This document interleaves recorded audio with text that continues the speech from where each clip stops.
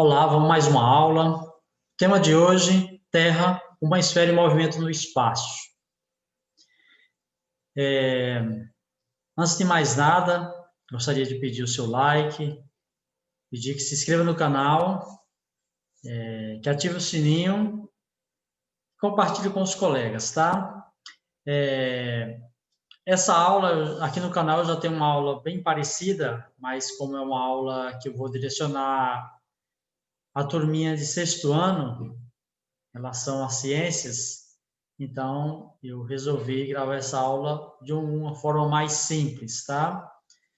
Gostaria de detalhar um pouco para vocês, para que vocês possam entender como essa esfera ela está sempre em movimento no espaço, tá? A gente não está abaixo de tudo. Abaixo de nós tem um espaço também, então isso é interessante. É como se tivesse uma esfera planeando no ar e abaixo de nós tivesse também algo, um espaço, tá? Os registros mais antigos sobre a Terra ser redonda é de cerca de 600 anos antes de Cristo. Tá? Então, há muito tempo já as pessoas faziam registros afirmando que a Terra era redonda, tá? Não plana, como a gente pode imaginar, porque a gente caminha no terreno plano, a gente imagina que a Terra é plana. E esses registros foram escritos por Pitágoras no século 6 a.C. e Platão, né? Que nasceu em 427, entre 427 e 347 a.C.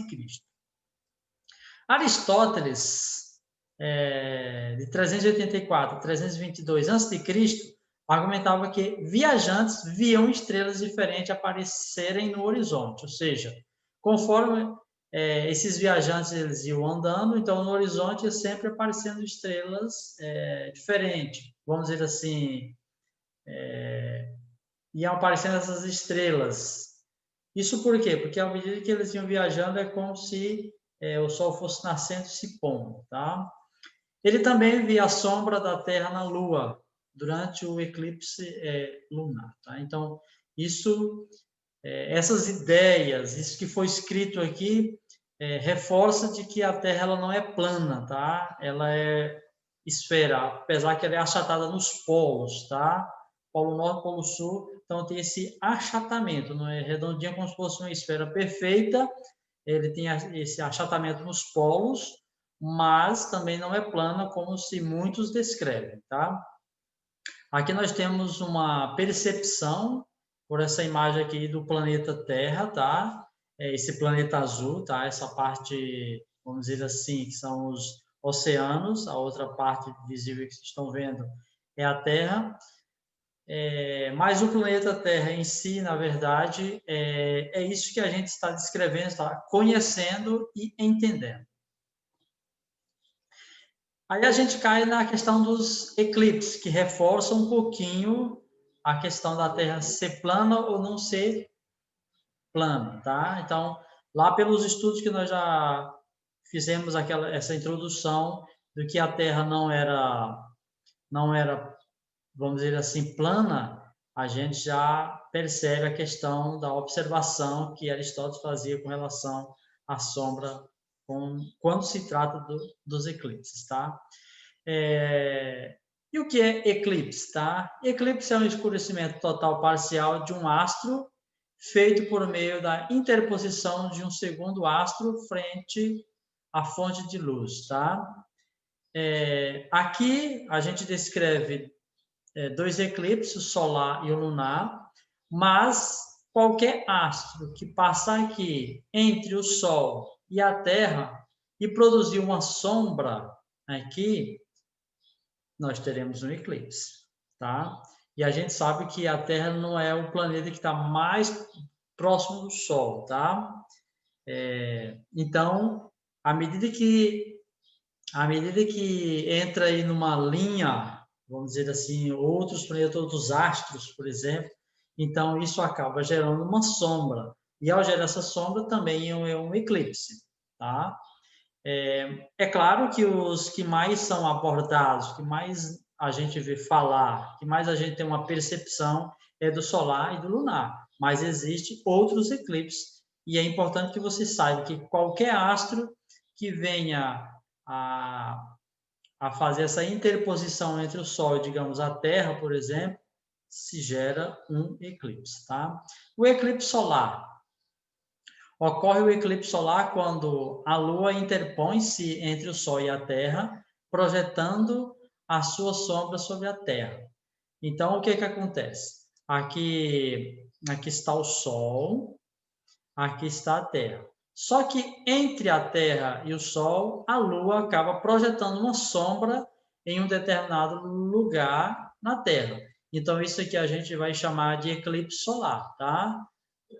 É nada mais que um escurecimento na Terra aqui, causado porque a Lua se alinhou ao Sol e à Terra, então ficou na mesma linha. Então, quando ela fica na mesma linha, ela acaba tampando uma parte aí e dando, vamos dizer assim, um escurecimento. Tá? O eclipse lunar, diferente do eclipse solar, tá? A gente percebe aqui no solar que a Lua ela está entre a Terra e o Sol. Vamos para o eclipse lunar. O eclipse lunar ocorre quando a Lua entra na região da sombra da Terra, gerada por meio da luz do Sol, e a sombra da Terra cobre o disco lunar. Tá? Aqui a gente já percebe um pouco ao contrário. A Lua já está aqui atrás da Terra e a Terra está na frente da luz do Sol. Então, nesse caso agora, quem entrou na frente aqui foi a Terra. Ao contrário daqui, quem entrou na frente foi a Lua. Aqui no caso aqui já foi a Terra que entrou na frente. Então, ela formou um escurecimento na Lua. Então, nós temos um eclipse lunar. Lembrando, volto a repetir novamente, qualquer astro que venha a se interpor entre o Sol, por exemplo, e a Terra, é um eclipse, tá? Então, nós podemos ter vários eclipses aí. Vou falar um pouquinho das navegações aqui para que vocês entendam e a gente reforce a tese de que a Terra não é plana, tá? A gente está andando em cima de uma bola, vamos dizer assim. Pisar na bola cai, mas a Terra, como é grande, a gente não vai cair. Mas eu trago aqui algumas descrições, algumas teses, vamos dizer assim, algumas hipóteses que ajudam vocês a entender por que a Terra não é plana, tá?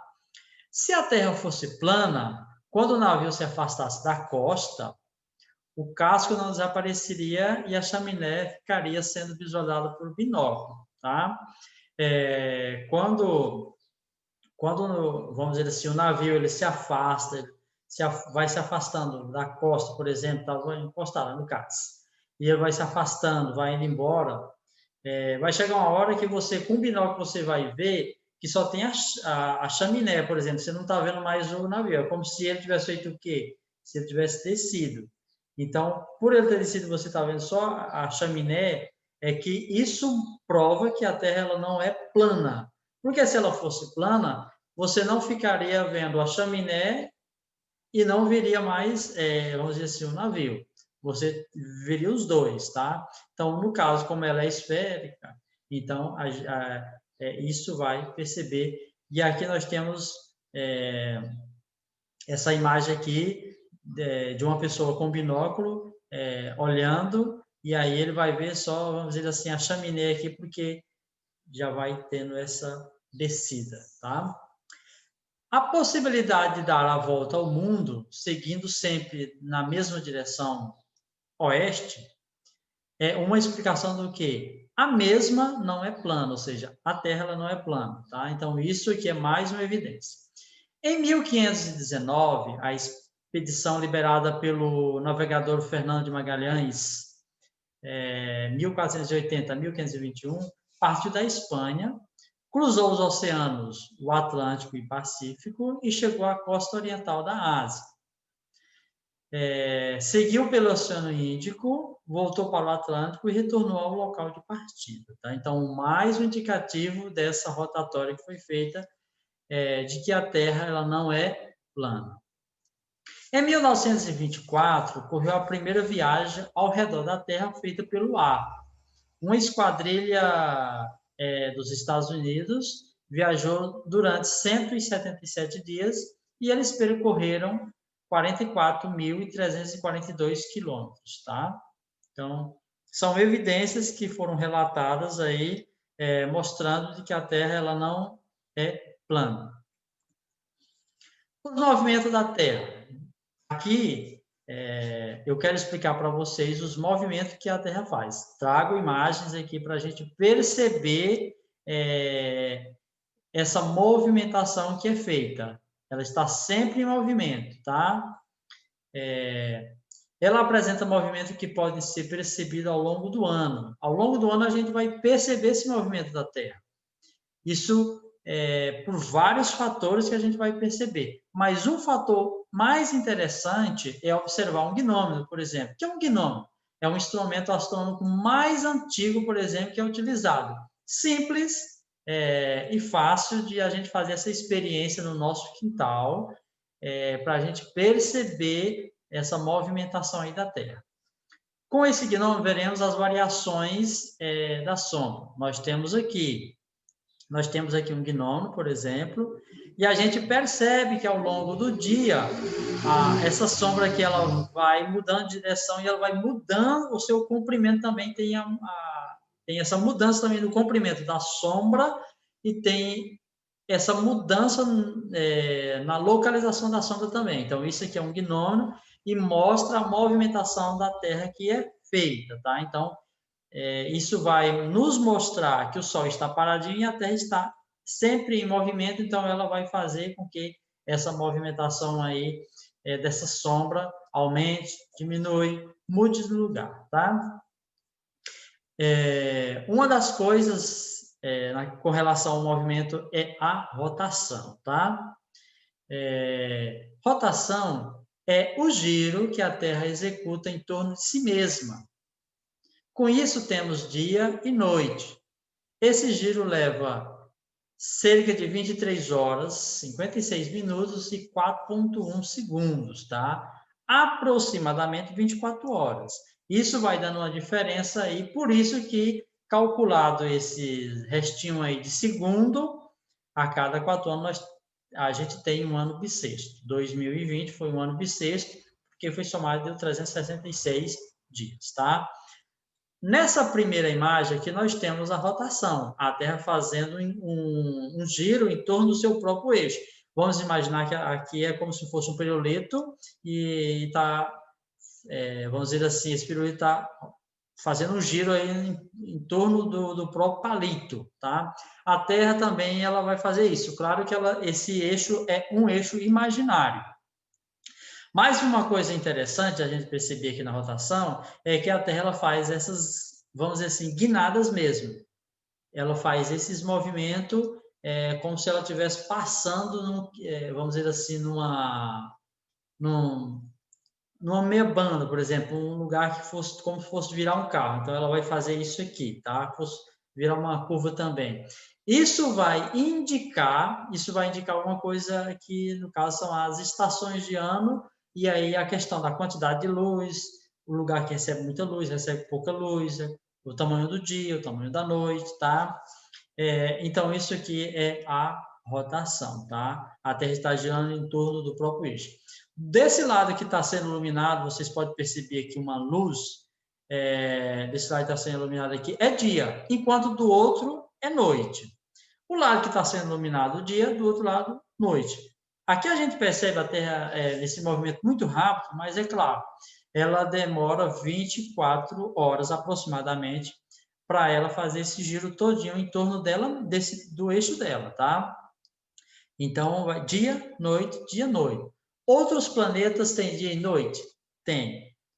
Embora o dia pode ser maior do que o ano, tá?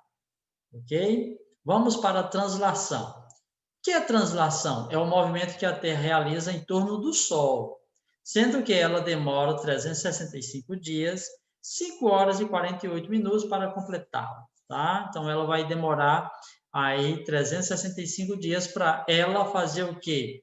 Para ela sair, vamos pegar, para ela sair daqui, dessa volta e chegar aqui novamente. Completou um ano. Quando ela der outra volta e chegar aqui novamente, 2 anos. Então, quem aí tem seus 10 anos, por exemplo, significa dizer que do dia que você nasceu, a Terra já deu 10 voltas até chegar ali. Quem tem 12 voltas, quem tem 20, quem tem 30. Então, é isso, tá? Outros planetas podem ser mais rápido, pode ser mais demorado? Pode. Se a gente sair daqui e você ver em outro planeta, a gente poderia ter um ano muito mais demorado, a gente poderia ter um dia muito mais demorado ou um ano muito mais rápido, tá? Um ano é quando a Terra ela dá esse giro completo, ela sai de um lugar e chega naquele local novamente, tá? E a gente percebe aqui que ela vai se inclinando para a direita, para a esquerda, isso vai nos mostrando a face que ela vai mostrando para o Sol e ela vai recebendo luz. Nós temos o privilégio de receber muita luz. Tem países que, na verdade, recebem pouca luz, tá? Tem cidade que recebe pouca luz. Tem cidade que, na verdade, nem recebe luz praticamente, tá? Então, eu espero que vocês tenham entendido a rotação, translação e também a questão do gnômio, tá?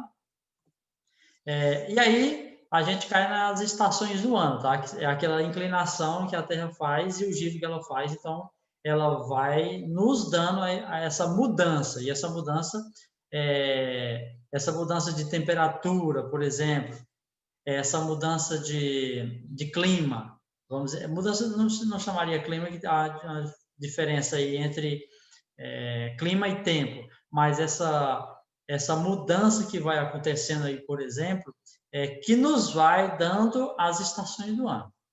São 4 estações do ano e elas acontecem nos períodos fixos, tá? E dá até para a gente saber também o horário que isso vai acontecer, beleza? Então, vamos começar aqui pelo outono. Outono acontece de 21 de março a 21 de junho. O outono, a palavra outono vem do latim autumno, também conhecido como o tempo da colheita, tá? Pois é nesta época que ocorrem as grandes colheitas. Pessoal, claro que o outono aqui no Brasil é diferente do outono lá no Canadá, tá? Então, nós estamos falando do outono aqui no Brasil, tá?